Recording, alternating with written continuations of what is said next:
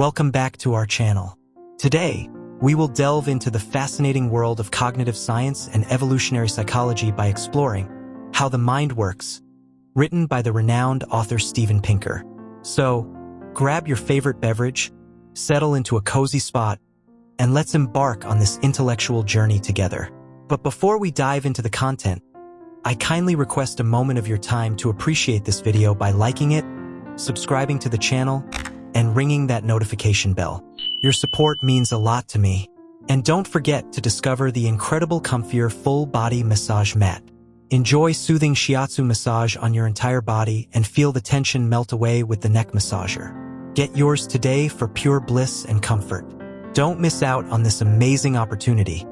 Click the link now in the description to get yours today, and be sure to remember to apply that coupon to enjoy savings of over $20. Thank you so much. How the Mind Works challenges our understanding of human nature and consciousness. Written by cognitive scientist Steven Pinker, this seminal work unravels the complexities of the human mind through the lens of evolution, psychology, and philosophy. Pinker, a distinguished professor at Harvard University, delves deep into the mechanisms that drive our thoughts, emotions, and behaviors, shedding light on the intricate workings of the mind. Born out of Pinker's wide-ranging research and scholarly expertise, How the Mind Works presents a compelling narrative that explores the fundamental questions surrounding human cognition. Drawing on evolutionary biology, neuroscience, and artificial intelligence, Pinker constructs a comprehensive framework to decipher the enigmatic black box of the mind. The book embarks on an arduous journey through millions of years of evolution, tracing the roots of human intelligence and behavior back to our primitive ancestors. Pinker argues that our cognitive faculties have been sculpted by natural selection over millennia, providing us with unique insights into the adaptive functions of our mental processes. Pinker delves into the intricate workings of the brain, highlighting the parallels between human cognition and artificial intelligence. By dissecting the structure and function of neural networks, Pinker illustrates how our minds process information, perceive the world, and generate complex behaviors. Central to Pinker's thesis is the concept of computational theory of mind, which posits that our brains operate like intricate software programs, processing data, and executing algorithms to navigate the complexities of our environment. Through this lens, Pinker illuminates the mechanisms that underpin our reasoning, decision-making, and social interactions. Furthermore, How the Mind Works delves into the mysteries of consciousness, exploring the neural correlates of subjective experience.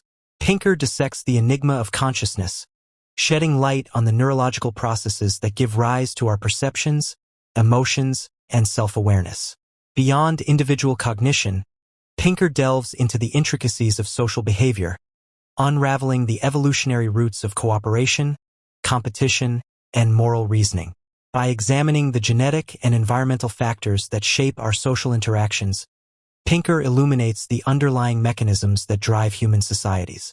How the Mind Works is not merely a treatise on cognitive science, but a captivating exploration of the human condition.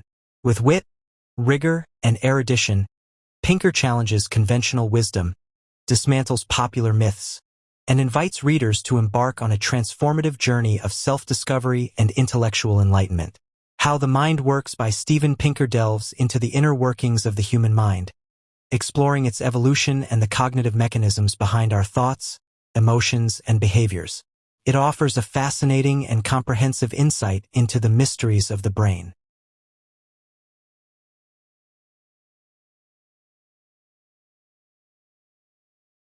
How the Mind Works by Steven Pinker delves into the fascinating world of cognitive science to explore the inner workings of our minds. From emotions and language to memory and decision-making, Pinker offers insights and explanations on the complex mechanisms that shape our thoughts and behaviors. This thought-provoking book challenges our understanding of the human mind and provides a compelling account of its evolution and functioning. How the Mind Works by Steven Pinker is a captivating exploration of the human mind and its inner workings. Here's why this book is worth reading. It offers insights and explanations about the mysteries of the mind, shedding light on how we think, perceive, and feel. With a wealth of scientific evidence and research, the book provides a deeper understanding of human nature and behavior. Pinker's engaging storytelling and thought-provoking examples make the book anything but boring, keeping readers intrigued and eager to learn more. Those are the individuals who truly deserve to immerse themselves in this extraordinary book. Readers who are curious about the inner workings of the human mind. Individuals interested in psychology, neuroscience, and cognitive science. People who enjoy thought-provoking explorations of human behavior and consciousness. How does the mind work? According to linguist and cognitive scientist Steven Pinker, our mental faculties consist of specialized cognitive modules shaped by evolution to tackle the problems faced by our ancestors. In How the Mind Works, Pinker proposes that the human mind is a computational information processing system, drawing insights from evolutionary psychology to explain abilities like reasoning, learning, and self-awareness. The book delves into how both surprising and seemingly irrational behaviors, from emotions and social interactions to reproductive preferences and artistic inclinations, emerge from the evolutionary pressures shaping our thoughts and actions. As Pinker explores, our peculiarities and peccadillos are part of an intricate mechanism tailored for survival and reproduction. In cognitive science, the concept of inborn foundational knowledge structures suggests that humans are born with basic cognitive frameworks that shape how we understand the world. These structures are thought to influence our perception and comprehension of various fields such as physics, biology, and psychology. They provide a foundational basis for learning and interpreting information from our environment. This idea challenges the notion that all knowledge is acquired solely through experience. Infants' innate perceptions often align with basic physical principles but may conflict with certain aspects of Newtonian physics due to their simplistic mental frameworks. These conflicts arise when infants expect objects to behave in ways that differ from the laws of physics, such as assuming objects move only through contact. Despite these discrepancies, infants gradually develop a more nuanced understanding of cause and effect as they interact with their environment. This discrepancy highlights the interplay between innate cognitive structures and the more complex scientific principles governing the physical world. Adults often hold misconceptions about fundamental physical science principles, such as momentum and the application of force, especially in scenarios involving friction. These misconceptions can lead to inaccurate conclusions about movement and how objects interact in the physical world. Despite potential conflicts with Newtonian physics, these misconceptions are often rooted in everyday experiences where friction plays a significant role. These misunderstandings can persist even among individuals with a background in physics. Essentialism in culture is the belief that categories have inherent, unchanging characteristics. This concept can lead to biases when applied to social groups, such as assuming all members share certain traits. In some cases, essentialist thinking can reinforce discriminatory ideologies like racism or sexism. It's important to distinguish between recognizing essential traits and using them to justify prejudice or discrimination. Cognitive tactics being linked to harmful ideologies can involve how certain mental processes, like essentialism or mind reading, are sometimes misinterpreted or misapplied to support discriminatory beliefs or biased views. This connection highlights the potential for misunderstandings or misuse of innate cognitive abilities in ways that perpetuate harmful societal attitudes or stereotypes. It underscores the importance of critically examining how cognitive processes can influence beliefs and behaviors, especially in contexts where biases or prejudices may be reinforced. This association serves as a reminder of the complex interplay between cognitive functions and societal influences, shaping individual perspectives and collective attitudes. Mind reading is the ability to predict and understand the behavior of others by attributing intentions and desires to them. It involves inferring what someone else might be thinking or feeling based on their actions. This skill is fundamental for social interactions and is developed early in childhood, allowing individuals to navigate complex social situations by understanding the perspectives of others. Children with autism may struggle with mind reading, finding it challenging to grasp the beliefs, desires, and emotions of others. Children with autism often struggle to understand the mental states of others, such as intentions and desires. This difficulty can lead to challenges in social interactions and imaginative play. They may have trouble distinguishing between reality and imagined scenarios. Understanding that someone's actions can be influenced by incorrect assumptions can be particularly challenging for them.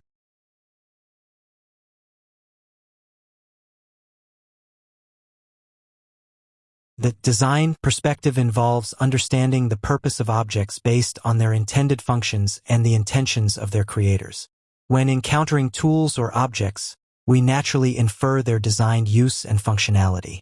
This perspective helps us interpret and interact with both human-made artifacts and natural phenomena as if they were intentionally crafted for specific purposes. This approach allows us to appreciate the functionality and design of objects without needing explicit knowledge of their creators or historical context. Natural phenomena viewed as the work of a divine entity. This concept suggests that some people believe that the complexity and design seen in nature, such as the human eye, are evidence of a deliberate creator, like a god or deity. It is a perspective often associated with the idea of natural theology, which seeks to demonstrate the existence of a higher power through the intricate structures found in the natural world. This viewpoint contrasts with explanations based solely on scientific principles like evolution through natural selection. Human emotions, social interactions, reproductive behaviors, and family connections are all scrutinized from the perspective of evolutionary theory. Pinker explores the intricate realm of human feelings and interpersonal connections, illustrating that actions driven by emotions align with Darwinian concepts, being a natural consequence. Pinker underscores that emotions are not erratic urges or vestiges of our evolutionary past. They exist chiefly to propagate the genes that gave rise to them, rather than to amplify happiness, understanding, or moral values. An action is often deemed emotional if it leads to adverse outcomes that have negative impacts on the group and endanger the individual's long-term welfare, resists rational influence, or stems from an absence of self-awareness.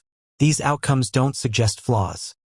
Rather, they correspond precisely to the reactions one would expect from emotions that have been carefully crafted. Emotions serve as systems that establish the most important priorities for the brain when chances to improve fitness present themselves, leading to a cascade of progressively specific goals that influence our thoughts and actions. Pinker suggests that our feelings evolved to help us rank our many goals in order of importance. An animal must arrange its goals in order of importance because it cannot address them all at once. An entity may feel hunger and thirst at the same time. It is advantageous for an animal to not place itself equidistant from a berry bush and a water source. It is essential to maintain unwavering concentration on a singular goal, persisting in the effort until either achievement is secured or a more pressing goal arises. Emotions, according to Pinker, serve as internal cerebral mechanisms that assist in the decision-making process. An emotion sets a goal, such as evading danger or seeking a mate, and triggers a cascade of secondary objectives and additional intentions, steering thoughts and actions toward fulfilling that aim under opportune circumstances. Our ancestral legacy has led to the evolution of emotions, which have become complex systems aimed at tackling the obstacles faced by our ancestors. Pinker challenges the widely held belief that emotions are remnants of our evolutionary history or impulses that rational thinking should suppress. He argues that the notion of emotions as fundamentally lacking in logic is mistaken.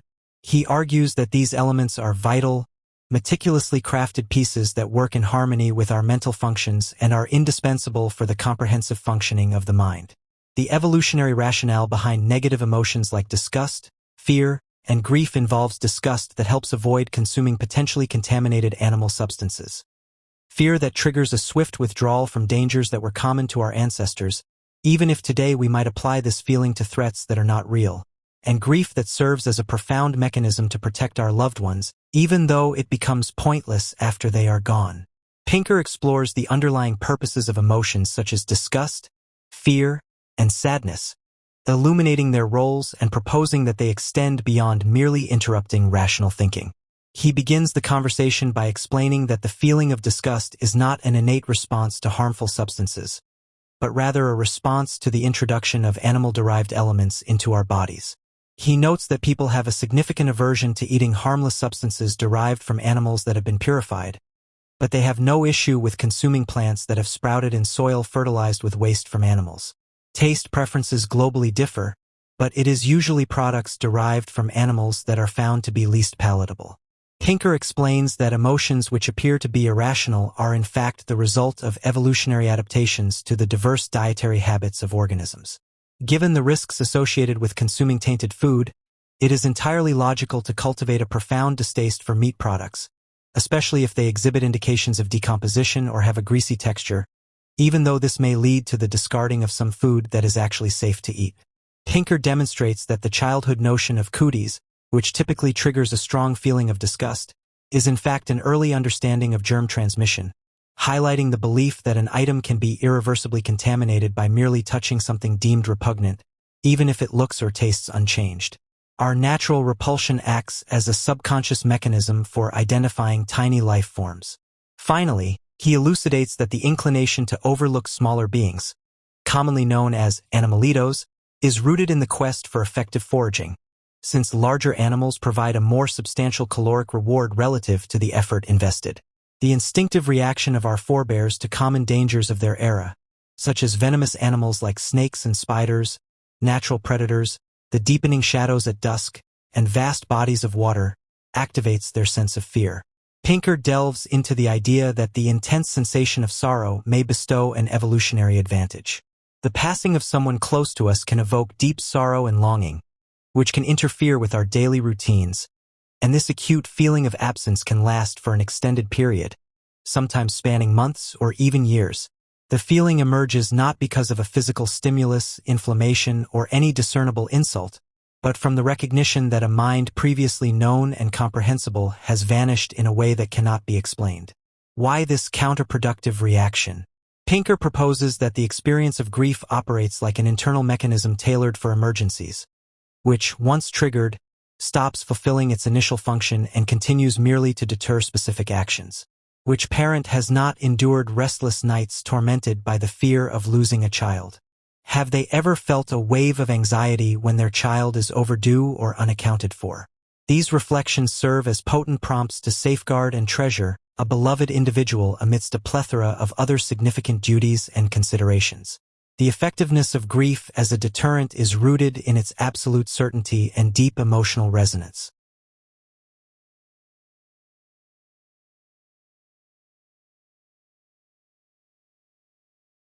Positive emotions such as happiness, romantic love, and friendship are interpreted through the lens of their ability to provide rewards. These rewards stem from enhancements to a standard level of satisfaction rather than a perpetual feeling of happiness, thus motivating us to seek what others have. The function of romantic love in fostering dedication to a partner, in spite of the hazards of succumbing to unpredictable passions, and the counterintuitive nature of attraction that might not align with a logical assessment of a partner's qualities, and the idea of friendship as a means to equip oneself for possible future exigencies by becoming a trusted confidant to someone who might later need help, which is a tactic rooted in evolutionary theory even if it doesn't seem that way from an individual standpoint. Pinker delves into the paradox of how emotions that are generally seen as positive, such as love, joy, and camaraderie, may appear irrational yet they contribute to a person's overall happiness, even when they lead to behaviors that might not appear to be in their own best interest. One might assume that achieving biological fitness would naturally result in happiness. People with higher levels of happiness tend to have better chances of surviving and successfully perpetuating their family line. Happiness defies strict measurement or definition by inflexible standards. Our sense of satisfaction is shaped by our comparisons with others and our adaptation to our personal circumstances. In such circumstances, striving for happiness resembles running on a treadmill. Success necessitates a unique achievement that is not replicated by others. While success is achieved by some individuals, it remains out of reach for others. Romantic love appears to serve the function of securing a long-term bond. The profound emotion drives one to fall deeply in love with the core of the person, rather than their attributes, making the inevitable compromises that accompany marriage less apparent. Douglas Yates once commented that viewing love through an overly logical lens can strip away the authentic emotional experience that comes with it. Frank illustrates how the psychological elements of love correspond to the financial factors considered when signing a lease agreement. The inherent enigma of what constitutes friendship also raises questions. Friends provide support to one another without the expectation of immediate or exact reciprocation. When close friends find themselves involved in a financial exchange, such as providing payment for an item recently traded or requesting monetary help, it can put pressure on their bond. What advantages might evolution confer through such seemingly impractical behaviors? Pinker highlights the way in which the notion of friendship provides a solution to the dilemma often referred to as the banker's paradox, a concept introduced by Tooby and Cosmides. Financial organizations often provide loans to individuals who have demonstrated that they are not in immediate need of monetary assistance.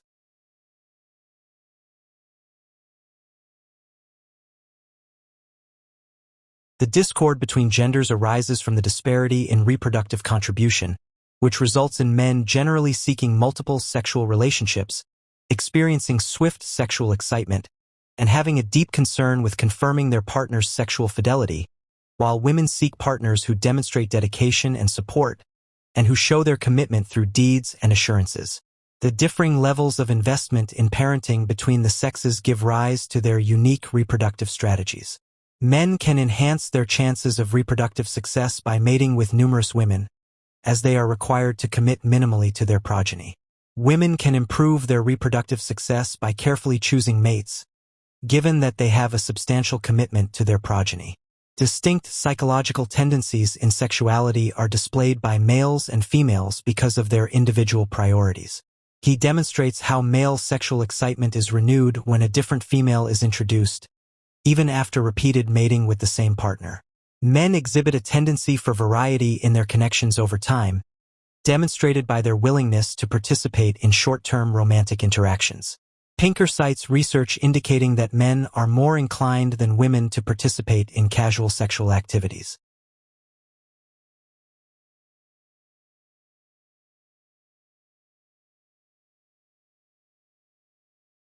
For example, in a study by David Buss, male college students reported wanting 18 sexual partners in their lifetimes, while female students said they would like 3 or 4. In the study by Clark and Hatfield, while none of the women accepted a direct offer for sexual engagement from a stranger, about 3/4 of the men did. Sexual behavior has evolved through competitive and exploitative tendencies, not solely through love and fidelity, resulting in a social environment where deceit, infidelity, manipulation, and antagonism towards rivals are prevalent. Pinker explores the impact of the distinct reproductive strategies of males and females on social dynamics. He scrutinizes the misconception that societies of hunter-gatherers were characterized by peace, fairness, and sexual freedom, pointing out that the romanticized notion of the Woodstock Nation was not the first to be disproven. The principle of free love led to the dissolution of American communes from the 1800s, as sexual jealousy and pervasive resentment took root within the community, particularly when leaders tended to accumulate several younger companions. The socialist utopias of the 20th century declined into tyrannical systems controlled by those who accumulated vast wealth and maintained extensive collections of luxury cars along with numerous concubines. Anthropological studies have consistently shown that the South Sea Islands, once thought to be idyllic, actually display states of barbarism and primitiveness. He then outlines a set of characteristics that are consistently observed across all human cultures, pointing out that alongside love and cooperation, there exists a spectrum of social dynamics such as the pursuit of recognition and rank, disparities in authority and resources, ownership rights, legacy, mutual exchange, disciplinary measures, norms of chastity, rules governing sexual behavior, envy in romantic contexts, with males typically showing a preference for younger females in reproductive partnerships, gender-based roles, with women usually bearing more of the child-rearing duties, and men more frequently occupying visible positions in public and political arenas, animosity towards outgroups, and internal strife that can escalate to physical aggression, sexual assault, and homicide. Pinker suggests that the fundamental function of sexual activity is to encourage rivalry and differentiation, with men and women employing separate tactics to improve their chances of reproduction. In the majority of societies, men possess a greater share of resources, employing these to draw the interest of numerous mates, and their rivalry for such mates frequently results in aggressive encounters among them, both within their own societies and against those from different collectives. Even in societies that enforce monogamy, men seek to skirt the rules and maintain a semblance of polygyny, and they would engage with the same frequency in sexual encounters with unfamiliar partners, partake in nameless group sexual activities in communal bathing areas, and indulge in fleeting encounters involving oral gratification within public restrooms during their commute should women display a propensity for such behaviors. Finally, He delves into the historical perspective which frequently viewed women as property in various cultures. Throughout history, numerous tactics have been utilized to exert authority over the sexual autonomy of women, which included assigning protectors, mandating attire that obscures physical features, segregating sexes, limiting the freedom of women to move about, modifying the body with methods such as foot binding, and creating complex systems to ensure fidelity. Autocrats maintained harems and also devised methods for their safeguarding. In past societies, the term safeguarding a woman's chastity was frequently a euphemism for preserving her moral integrity. He notes that unfaithfulness often casts a shadow on a woman's reputation, reducing the value of her mate's genetic investment, and historically, rape was considered not a violation of the woman's autonomy, but rather an affront to the man who claimed ownership over her. He explains the nuances of legal categorizations, pointing out that in the common law system found in English-speaking countries, a charge of murder can be reduced to manslaughter if it occurs in self-defense, in defense of close relatives, or during an affair with another person's partner. Offspring frequently have interests that clash with those of their parents, as the latter spread their genetic investment evenly across all their children, whereas each individual child is primarily concerned with its own welfare.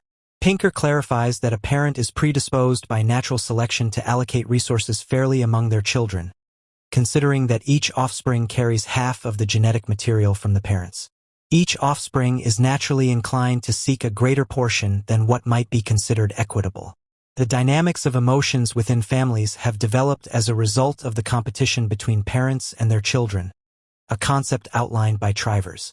The implications of parent-offspring conflict for parenting, personality, and sexuality encompass the difficulties of raising children, the calculated actions of offspring who seem to challenge authority, and complex sexual relationships characterized by the mental complexities tied to the Oedipal complex and a natural repulsion towards incest. These stem from a divergence in objectives, where parents strive to nurture a stronger inclination for sibling cooperation in their offspring, while attempting to lessen the strain on their personal resources and time. The variation in objectives helps to resolve a number of apparent paradoxes. Children are not merely passive recipients of instruction. In fact, the influence wielded by parents frequently falls short of what child development specialists once assumed. The hierarchy within a family influences how children interact with their siblings and parents. Our hesitance to form intimate bonds with family members stems from an innate drive to prevent inbreeding, rather than a culturally learned taboo. The roots of Oedipal jealousy lie in the worry that the father might introduce a new sibling, who could compete for the mother's nurturing and focus. The adaptiveness of war as a strategy for gaining a limited resource. Pinker explores the outcomes of aggressive actions that surface within a single group. Pinker illustrates that, particularly in societies where enforcement of property rights is absent, warfare is employed as a logical tactic to acquire resources. He delves into the complexities of conflict, showing that while the risk of death is present, individuals can benefit from coming together when triumph seems achievable, with the allocation of gains reflecting the proportionate input of each member in the collective effort. War psychology is based on the understanding that group aggression is an evolutionary tactic, wherein the benefits of triumph outweigh the personal peril of death, as long as the outcome of victory is assured and the risks are equitably shared.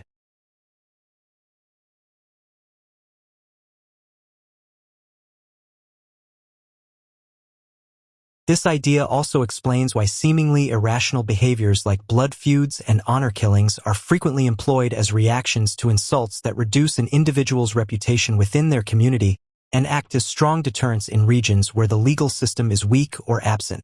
Pinker illuminates the way in which our evaluation of dangers and incentives molds our psychological stance towards strife, encompassing our willingness to endure losses for the sake of our group, our contempt for fearfulness and abandonment, our admiration for bravery in battle, our hostility towards opponents, and the powerful sway of group enthusiasm. The dark side of human social relations. Why a confluence of genetic and cognitive factors should lead to sexual jealousy, spousal abuse, dominance hierarchies, status seeking, and warfare. Pinker delves into how behaviors like envy, infidelity, familial aggression, efforts to gain status, and confrontational conflicts all stem from the fundamental impulse to improve the chances of one's progeny's survival. He then explores how this clash leads to the emergence of social emotions like indignation, In addition to feelings of compassion, thankfulness, remorse, and humiliation, and to psychological constructs that mirror our affective reactions rather than the actual mechanics of reality. Negative emotions like disgust, fear, and grief have evolutionary roots. Disgust helps avoid consuming harmful substances, fear prompts quick responses to dangers, and grief serves as a mechanism to protect loved ones. These emotions have developed over time to aid in survival and reproductive success. In evolutionary terms, gender discord arises from the differing levels of parental investment between males and females. Men generally seek multiple sexual relationships due to minimal parental investment, while women prioritize partners who demonstrate dedication and support, reflecting their higher investment in offspring.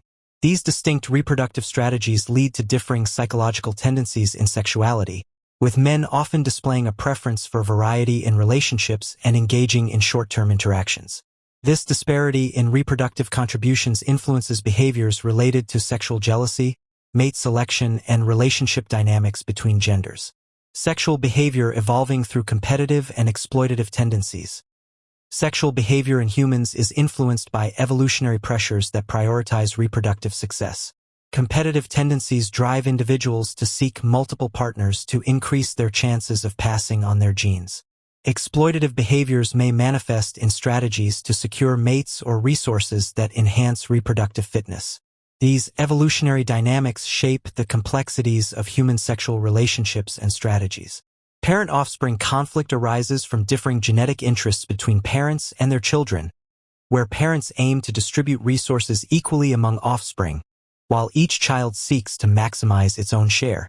This conflict influences family dynamics, impacting parenting strategies, children's behaviors challenging authority, and the complexities of sexual relationships within families.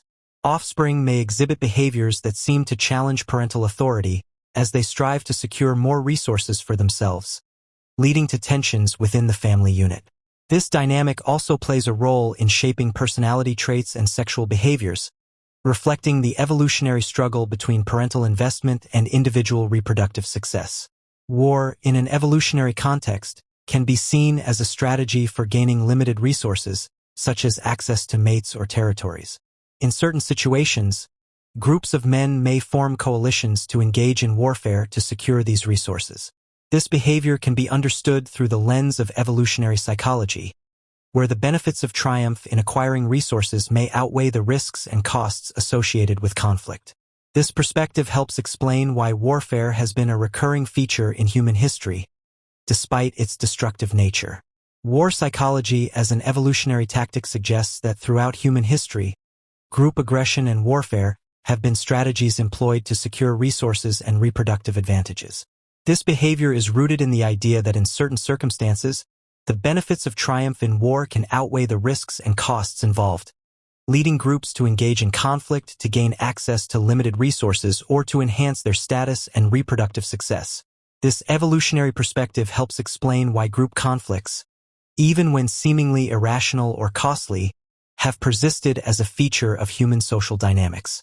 Sophisticated capabilities like reasoning, learning, and self-awareness emerge from processes that are cognitive and computational. Pinker explores the idea that understanding our place and purpose within the cosmos as entities designed for information processing allows us to grasp them. He argues that our ability to reason has been shaped through the unique trials faced by our ancestors. Our inherent grasp of physics, biology, and psychology is universal among humans, but it diverges from scientific knowledge as our mental faculties have developed to address the everyday problems faced by our ancestors, not to derive the laws that scientists pursue. Our cognitive abilities have evolved specifically to address certain challenges, not to serve as universal tools for problem solving. He emphasizes the disparity between the innate scientific curiosities found in humans and the systematic investigations carried out by professionals, pointing out numerous cases where ordinary human tendencies deviate from recognized scientific concepts. Human cognitive functions imply that because efficiency is essential in our environment and knowledge acquisition can be costly, people often favor heuristics and simplifications rather than flawless logical or statistical methods, leading to decisions that may appear incorrect but also offer a solid explanation for why people are adept at deductive, numerical, and probability reasoning when problems are framed in an appropriate context. Our capacity for reasoning is solidly established, according to Steven Pinker. Our cognitive systems are structured to favor rapidity and efficiency, rather than a thorough logical examination. He illustrates his point with the decision to bake moister bread. A researcher would thoroughly investigate every possible combination of variables through a methodical experiment. A pragmatic individual ought to alter several components simultaneously, rather than adhering to a rigid comprehension of causality, to reduce time and resources spent unnecessarily. He then notes that the unique abilities that are fundamental to modern scientific inquiry are developed through structured education and spread through written communication.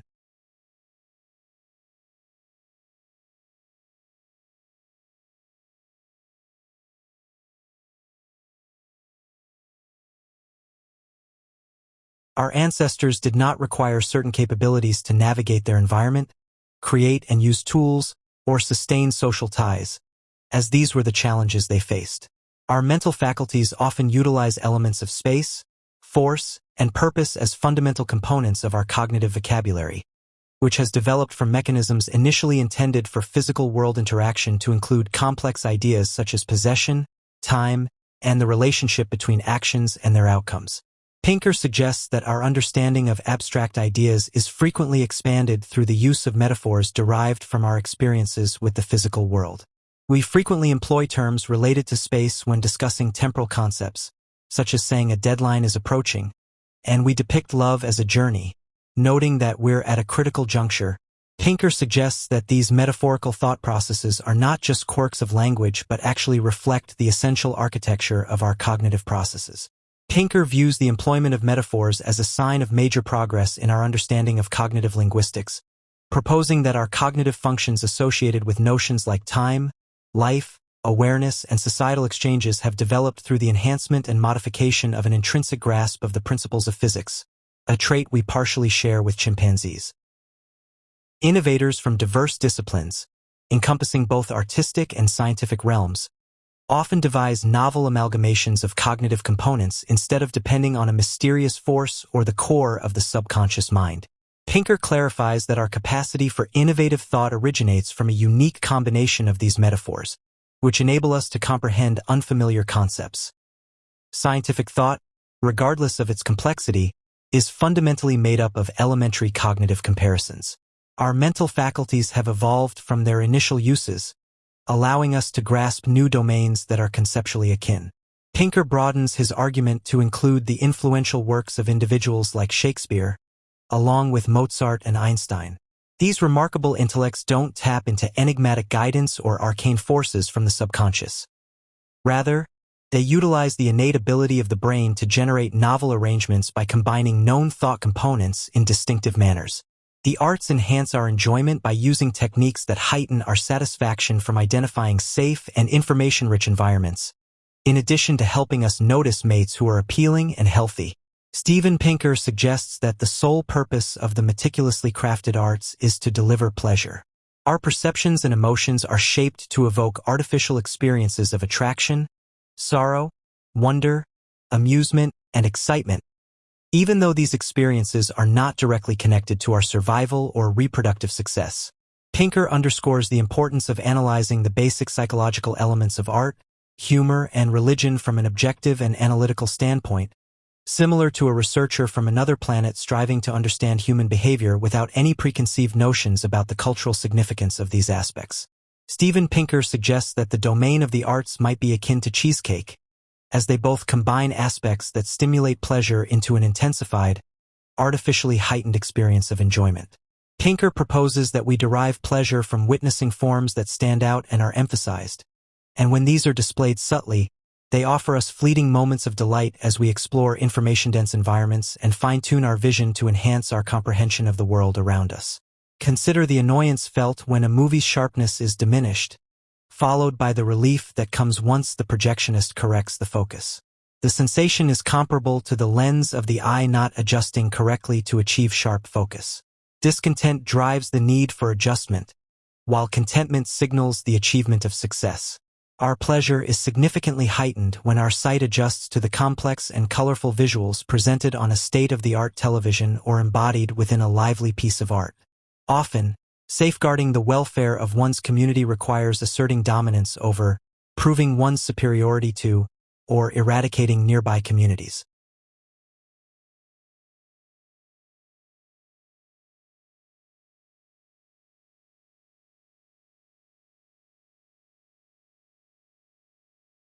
Cognitive processes involve mental activities like thinking, reasoning, and problem-solving. Computational processes involve information processing using algorithms and data. Together, these processes enable humans to engage in complex tasks such as reasoning, learning from experiences, and developing self-awareness. This integration of cognitive and computational abilities forms the basis for higher-level cognitive functions in individuals. The divergence between humans' inherent grasp of physics, biology, and psychology and scientific knowledge lies in how our mental faculties have evolved to address practical challenges faced by our ancestors, rather than to delve into the detailed laws and principles pursued by scientists. This divergence highlights that while humans possess a basic understanding of these fields for survival, scientific knowledge requires systematic investigation and specialized education to uncover deeper truths. The gap between innate human tendencies and formal scientific concepts underscores the evolutionary origins of our cognitive abilities and the practical nature of our problem-solving approaches. This disparity suggests that our cognitive processes prioritize efficiency and practicality over exhaustive logical or statistical reasoning when addressing everyday challenges. In human cognitive functions, heuristics and simplifications are often preferred over flawless logical or statistical methods. This preference stems from the need for efficiency in decision-making processes. Heuristics are mental shortcuts that help in problem-solving by prioritizing speed and practicality over precision. Simplifications allow individuals to make quicker decisions based on limited information, even if they may not always result in the most accurate outcomes.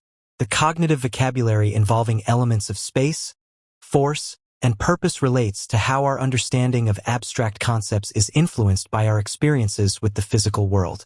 These elements are fundamental components of our cognitive processes, originally developed for interactions in the physical world, but now extended to include more complex ideas such as possession, time, and causality. Metaphors derived from physical experiences help us grasp abstract concepts by mapping them onto familiar spatial, forceful, or purposeful frameworks. This use of metaphorical thinking reflects the foundational structure of our cognitive processes and aids in comprehending and communicating abstract ideas. Metaphors are figures of speech that compare two unrelated things to highlight a similarity between them. In the context of understanding abstract ideas, metaphors help make complex concepts more relatable by drawing parallels to familiar experiences or objects. By using metaphors, we can grasp intangible concepts like time, emotions, or relationships through comparisons with concrete, tangible things from our everyday lives.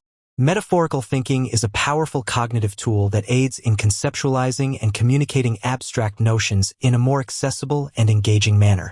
In the text, the combination of cognitive components by innovators to generate novel ideas highlights how individuals draw from various mental elements like metaphors and basic cognitive comparisons to create fresh concepts. This process involves synthesizing familiar thoughts in unique ways to produce innovative and original insights. Innovators, whether in the arts or sciences, leverage these cognitive components to form novel connections and perspectives, leading to creative breakthroughs.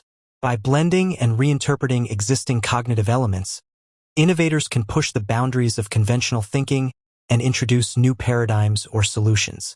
Objective analysis of art, humor, and religion involves studying these aspects without preconceived biases or assumptions about their cultural significance. It aims to understand how these elements influence human behavior and emotions from a neutral and analytical perspective. By approaching these subjects objectively, researchers can uncover the underlying psychological mechanisms that drive our responses to art, humor, and religious practices. This analytical approach allows for a deeper exploration of how these cultural phenomena shape human experiences and interactions. Let's continue exploring the insights of this extraordinary book. Understanding the Complex Machinery of the Mind.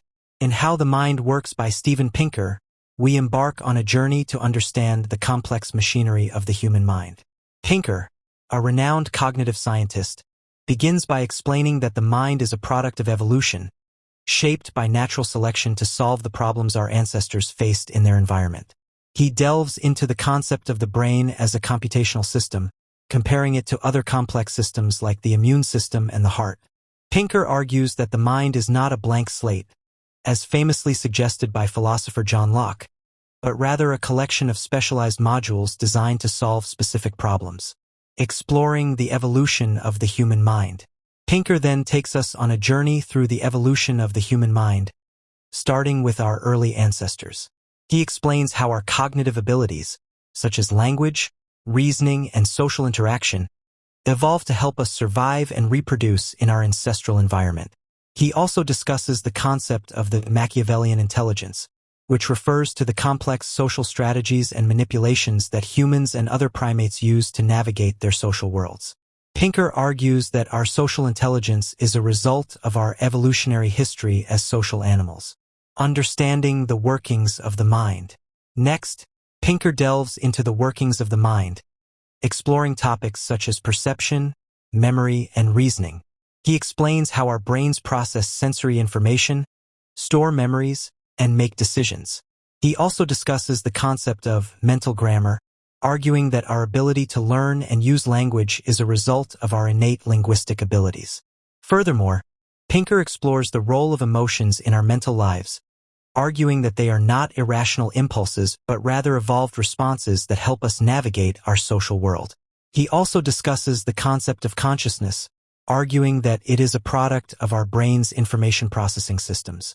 Challenging traditional views of the mind. In the latter part of the book, Pinker challenges traditional views of the mind, such as the idea of a ghost in the machine or a separate, immaterial soul. He argues that the mind is a product of the physical brain and its computational processes, a view known as materialism. He also discusses the implications of his evolutionary and computational view of the mind for fields such as psychology, philosophy, and artificial intelligence.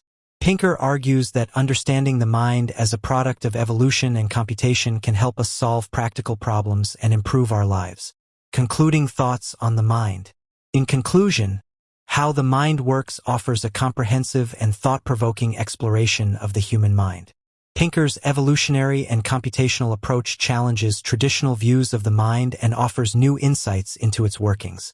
By understanding the mind as a product of evolution and computation, Pinker argues, we can gain a deeper understanding of ourselves and our place in the natural world.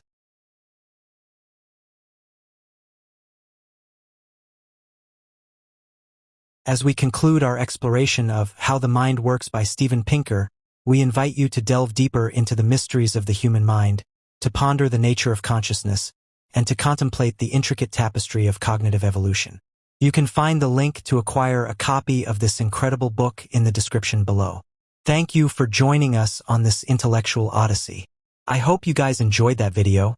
If you found this book summary helpful, be sure to give this video a thumbs up and subscribe to our channel for more book summaries and self-improvement tips to help you achieve your goals and lead a more fulfilling life.